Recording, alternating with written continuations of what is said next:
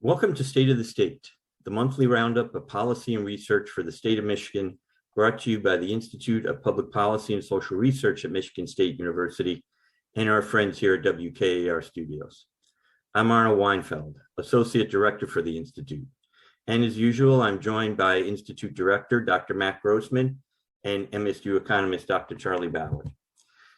Well, gentlemen, it's just the three of us today, and I think that we have plenty to talk about in the 30 minutes that we have to do this. And I think we would be remiss if we didn't start with the most recent events of the week, that being the Russian invasion of Ukraine, and to talk a bit about how that might impact world economy, national economy, state economy, and the politics behind it too. The politics being, for me, that Mr. Putin might have done a favor for the United States presence in the world, and maybe even for the Democrats coming up in the midterm elections. And Matt, I'd like you to think about that a little bit. But Charlie, why don't we start with you and the impact on the economy of this current situation?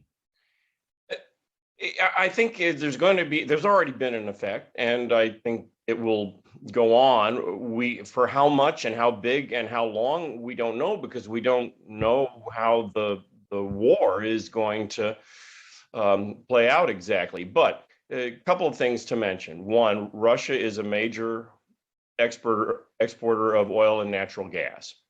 And even if those exports don't get physically disrupted, the uncertainty that goes with it has pushed up the world price of oil, and that will eventually be reflected at the gas pump, where we can expect higher prices for gasoline for American motorists. President Biden said that he would try to do things to offset that, and he may succeed partly, but I think most likely we'll see somewhat higher prices for gasoline. The other thing is that Russia and Ukraine are both major producers of wheat and, to a lesser extent, corn. And those are also traded on world markets. And so we probably will have some upward pressure on prices of wheat and corn, and that will have some upward effect on the prices that you see in the grocery store. I don't think that'll be enormous. It's not like anybody expects that the rate of inflation will soar again, but it probably will tick up, at least for the next few months. You know, it's interesting you talk about the Russian economy, because aside from the products you just mentioned, the Russian economy pales in comparison to the United States and China, and has for a long, long time. And Germany and the rest of the European Union. The Russian economy is, if they didn't have oil, they would be a really poor country. Yeah. As it is, they're a kind of a lower middle income country, but they're a lower middle income country with global ambitions and a nuclear arsenal. Well said. Thanks. Matt, let's turn to the politics of this now. The last time we had such a fire in Europe, there was a Democratic president. That would have been Franklin Delano Roosevelt. And now again, Europe has caught fire, and we have a Democratic president again in Joe Biden. What do you see as the politics of this, especially this being the year of the midterm elections? Can this be helpful to Democrats? Well, it is the year, but it's still a long way away to the midterm election. So, of course, it depends on how long it lasts, how long it stays in the news, and what the perceptions of it are during and afterward. There is a weird situation here where previous President Trump is out there saying that Putin is impressive and there's American weakness. I can tell you that if Barack Obama was out there doing that, the Republican scolding of that would be pretty enormous and central to their messaging. But it's not something Democrats have traditionally done, equated their partisan enemies with their international enemies, or at least not done very successfully in recent years. So I don't know that we'll have a immediate partisan impact, and certainly inflation and domestic economic problems, especially rising gas prices, would all be expected to make a pretty negative dent in President Biden. Yeah, it's interesting you talk about former President Trump. I had a friend send me a video of a candidate for office. I believe it was in Delaware. I believe it was for U.S. Senate, Republican candidate commenting how she was impressed with President Putin, and that her values actually aligned more with his Christian values as compared with President Biden. And I don't wonder if we're going to have some, again, history has a way of repeating itself. And we know that before America's entry into World War II, there was a big isolationist movement in this country. Are we seeing some signs of that right now? Well, people have a remarkable ability to make things that seem inconsistent to others consistent to themselves. And so I don't think you usually get very far by sort of pointing out hypocrisies. And it's been especially true under recent Republican presidents.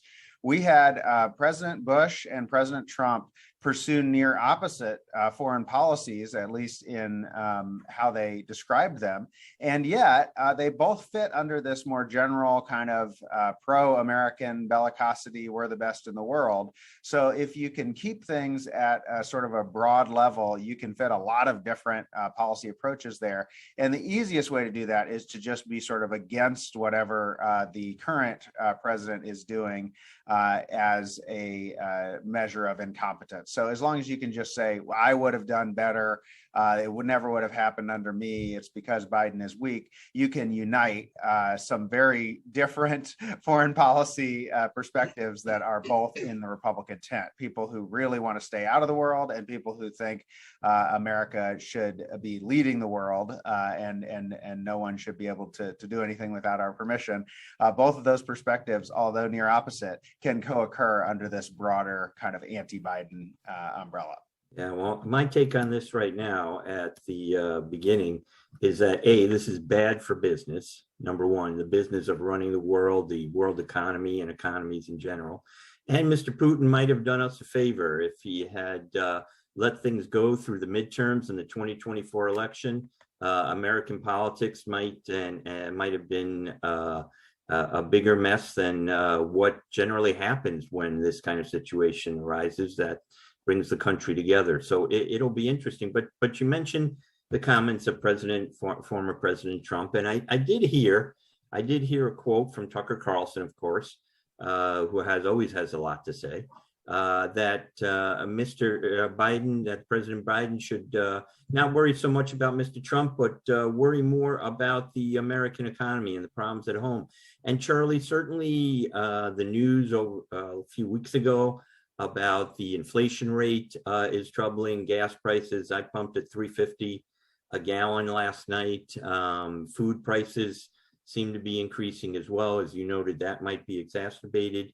What's going on? I mean, you commented on this show over the course of the last year that you didn't think it would be as big a spike maybe as it's been. What do you think's going on, and what do you see in your crystal ball?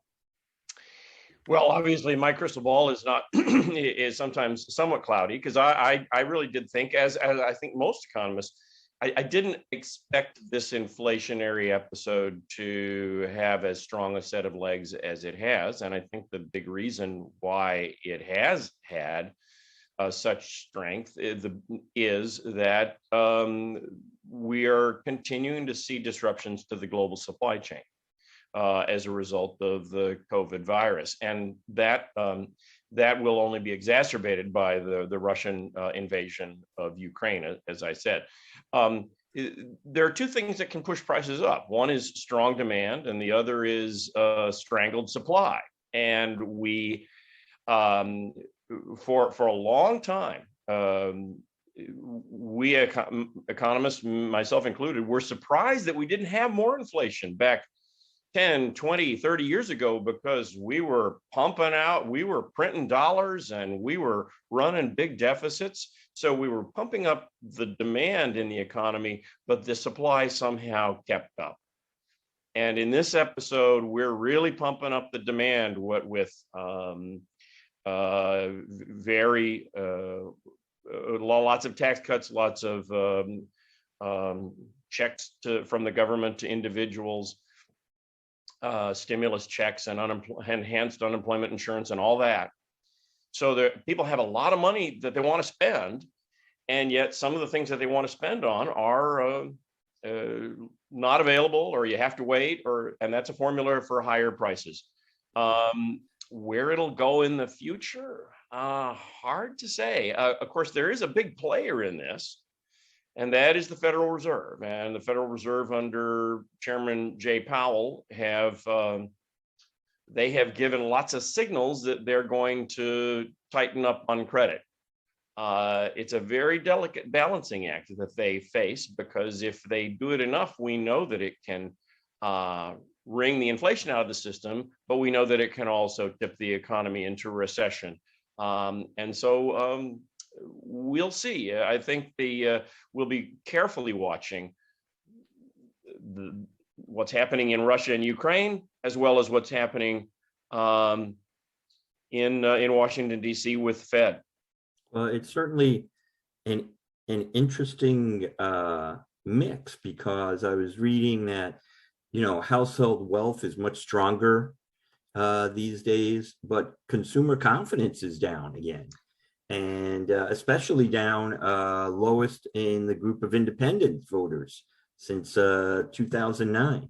And you mentioned the product piece, and I was reading a story the other day where 7 in 10 people are unable to get a product or have delays in getting that product. So we've got growing wealth.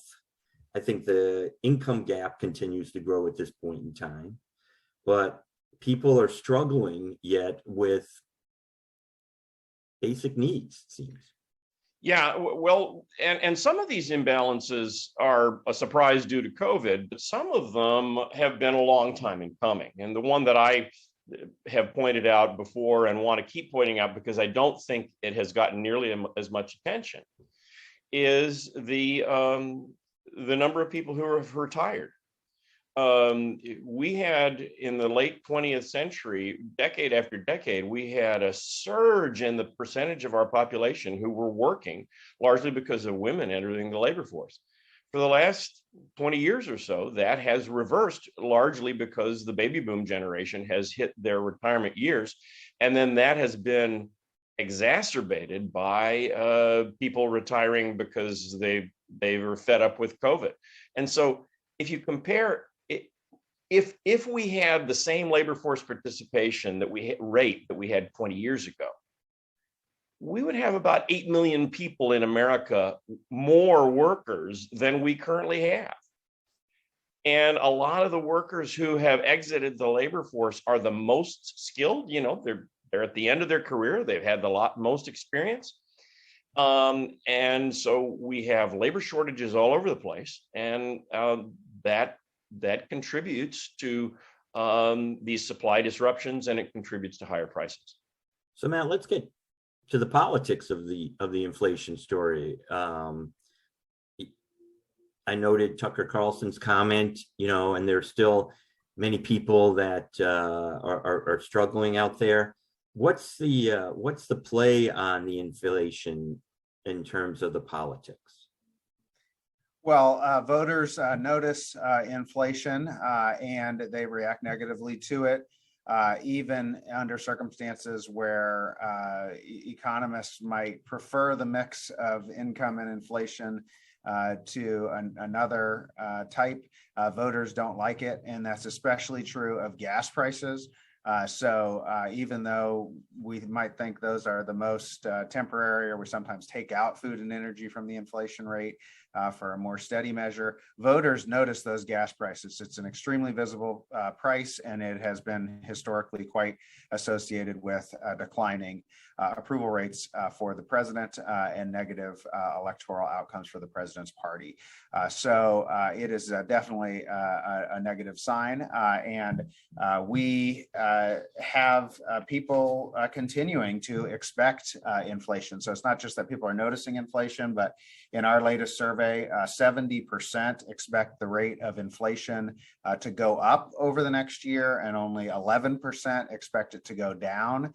Now, it would be very surprising if the rate of inflation continues to go up from 7%, but that is what consumers are in the mood for. So if it gets to a point where people continue to expect it to go up and react against it, that would be bad for the president's party.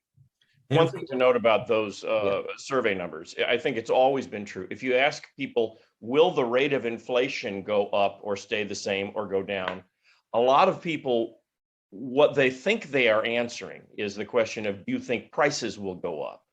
The rate of inflation is the rate of change of prices. I don't know whether I think that the rate of inflation may go up a little bit in the short term. I don't expect accelerating inflation like we had in the 1970s. That's true. I just want to give the historical data, though, because we have asked this repeatedly.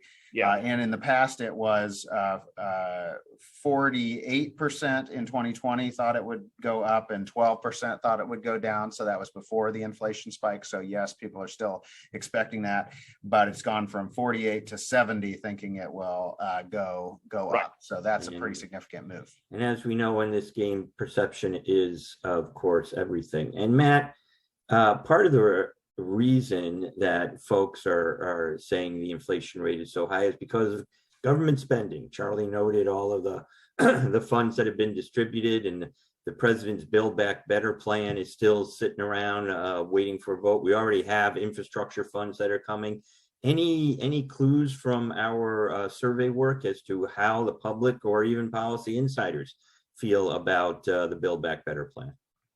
Well, we did an interesting experiment. We asked people about the Build Back Better plan in 4 different ways, and we got 4 different answers. First of all, I will say the infrastructure bill is more popular. So the infrastructure bill was like 55 or 56 to 29 support, and that was more popular than any of the ways that we asked about the Build Back Better plan. But just to give you a sense, we asked whether they were in favor of a bill to spend money on, and named all of the major components of Build Back Better, and that was supported 52 to 31. Then we asked whether people supported President Biden's Build Back Better plan, and it was opposed 37 to 40. So the same policy, but priming people to think about Biden, and the name Build Back Better was negative. We then asked people a bunch of individual provisions and whether they supported each individual provision, and nearly every individual provision had more support than the package as a whole. We then asked people again, after we had asked them about all these individual provisions, okay, now that you've heard about these provisions, do you support Biden's Build Back Better plan? And even queuing it with Biden, it then jumped to majority support compared to what it had been before we named those provisions. Yeah. So it's a long-term story that people generally favor liberal policies, but don't necessarily favor a liberal policy direction. So when asked in broad terms, they give more conservative answers. It is also true that when you associate things with the president, it becomes more associated with their overall approval rating. So if you asked about Obama's plan or Trump's plan, it's going to make it more correlated with the approval rating. And both of those things were true here. So we have the long-term problem that Democrats have. They have a bunch of popular policies, but no popular message to sell them all. And we have the shorter term problem that Democrats have, which is that even if people are for something, they're not for Biden doing it right now. Reminds me of the Obamacare and Affordable Health Care Act. You know, those, when you ask the questions if people were opposed to Obamacare. Oh, yes, don't like Obamacare. Do you like these benefits associated with the Affordable Care Act? Oh, yes, love those benefits. Thank you very much. So it seems like we're kind of running into the same thing. And of course, one of the ways that some policymakers want to address all this government spending is through tax cuts, which actually is another form of government spending that people don't talk about, but cutting taxes is indeed government spending. And here in Michigan, we've got a number of proposals floating around. Our Senate, State Senate and State House are passing both across the board tax cuts that include some tax relief for retirees as well. But we've certainly got on the table the across the board tax cuts, the retirement tax cut, and increasing the earned income tax credit. Charlie, Matt, let's go. Your thoughts behind these kinds of plans. You mentioned three categories of tax cuts, and two of them fall into there's a partisan divide that we've seen again and again and again. The Republicans are much stronger on cuts for individual taxes and business taxes. And that's consistent with, the benefits of that. Most of the benefits of that will go to relatively affluent people. The Democrats are the ones who are pushing the increase in the earned income tax credit, which goes to low and middle income and lower middle income working families. So a lot of it is just, how do you feel about the distribution of income? Republicans tend to be more comfortable with things that would help the wealthy. Democrats tend to be more comfortable with things that would help the poor and the lower middle. But the other one that you mentioned, the cutting the taxes on retirees, that's one that goes kind of against that grain that I just mentioned, because Governor Whitmer is mentioning that the benefits of that will go overwhelmingly to affluent people. The poor elderly do not have pensions on which we could cut their taxes. So it's mostly the affluent elderly. And we went, before the changes 11 years ago, we had a system where 95% of Michigan seniors paid no income tax at all. And you could have an income, if you were a senior citizen, you could have an income of well over $100,000 and pay no income tax. Whereas a working person with the same income would pay substantial income tax. So there's there is this divide in terms of how you feel about the income distribution. But another divide that we've seen again and again in American politics is we are much more sympathetic toward elderly people, regardless of whether they are poor, than toward people of working age. And Matt, again, what's the politics of all this? The state is sitting on billions of dollars outside of the Federal American Rescue Plan Act funds that can't be spent on tax cuts, but we have a state surplus sitting in front of us. And, as Charlie noted, the governor has proposed a repeal of the so-called pension tax. And Republicans are proposing across the board tax cuts. What are the politics of all this, especially in a year here, even though, yes, it's just started, in a year where every state policymaker in Michigan is up for election? That's right. Everyone hates politicians, but it's actually a great time to be a politician. You got a lot of money to give away. You can spend more and tax less. And they're trying to do both. Do it all, yes. Now they're accusing their opponents of being irresponsible because they're touting permanent tax cuts that would cause permanent damage later on in the future. Of course, they're both also proposing such tax cuts that would cause permanent damage in the future to the state budget. Now, each side does have a real temporary policy. Governor Whitmer has proposed putting more money into the rainy day fund, and the Republicans have proposed paying off more pension obligations temporarily. So both of those things are sort of appropriate short-term uses of funds. But it sure seems like we're going to get into another situation where when times are good in terms of the state budget numbers, we decide that we can make permanent changes that we then regret a few years later when we realize that actually this doesn't mean that good times are here for good. It just means that tax revenue was coming in above the level that year, but next year it might not. But in the short term, and of course in an election year, politicians do tend to think in the short term, none of that is under primary concern. Well, and of course, we layer on top of that term limits and the decisions that are made by many of the politicians, many of our state lawmakers in the coming months. They won't be around as state lawmakers, though I may have to live with them as citizens of the state, residents of the state of Michigan, but their decisions, they won't necessarily be held accountable for the votes that they take.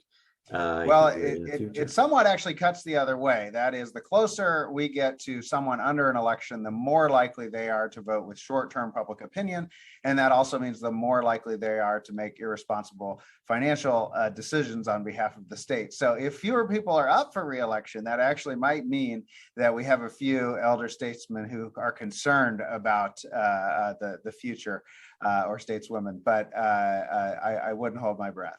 Yeah, I'm not so sure. I think as we approach our December program, legislative leadership program, and we look at the number of open seats in both the House and the Senate, this is going to be one of those larger turnover years. So that'll be interesting to see how that plays in. And of course, you mentioned history repeating itself again, right? I mean, there's lots of money around, and people are apt to make short-term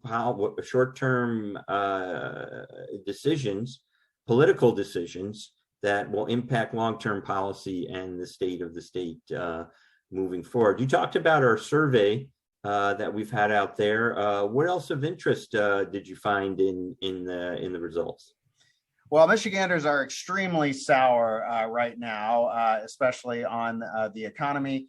36% say they're worse off than they were a year ago. Only 16% say they are better. They expect to be worse off in the future. They expect the financial situation in their community to be worse off by a rate of 34% to 19%. We already talked about they expect inflation to increase. They expect unemployment to increase. They are actually rating President Biden lower than they rated President Trump overall in our previous surveys. But after all that gloom and doom, Governor Whitmer is still holding up fairly well. Her approval actually has not declined all that much. We have her in the horse race against Craig, one possible candidate, at 53 to 46. So still holding up. We have the Democrats with more support on what we call the generic ballot, where we just ask people who you're going to vote, which party you're going to vote for Congress. So despite all the gloom, it hasn't yet glommed on to Whitmer and the state Democrats. But if history is a guide, we would expect more of that as we get closer to Election Day, a closer match between how people are feeling about the president and how they're feeling about the governor and the state parties. And just for clarity's sake, Matt, when was this? When did we do this survey?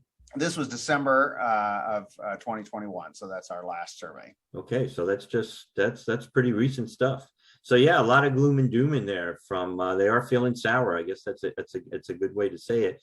And certainly, it seems to me that as we thought maybe we were coming out of the pandemic and all that has meant for people individually and the world at whole. Now we have a war to contend with. So I'm guessing the sour outlook might persist. That will be interesting to track over the coming months, especially as we get closer to the election.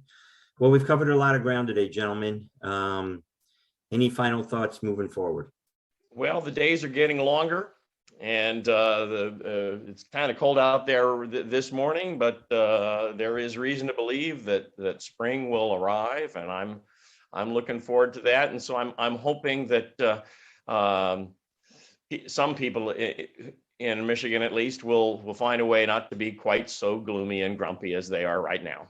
And I just want to end on a positive note about our democratic procedures, because people are also sour about the state of democracy. But we have made some recent improvements. People are overall quite positive about the changes made by the state's redistricting commission, for example. And even though Republicans voice a lot of problems with election administration, we actually have improving election administration.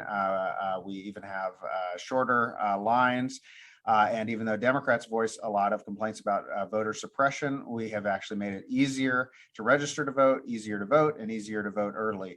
And so people should feel confident about their ability to vote in November, and about the likelihood that it will be counted correctly, and that the person who gets more votes will be the governor. Well, thank you both, as always, for your sharing your knowledge and your unique perspectives on the issues that are before us. And thank you again to Russ White and staff here at WKAR for their support of this program. And that's all the time we have on this edition of State of the State. Join us again next month. Until then, be safe and be well.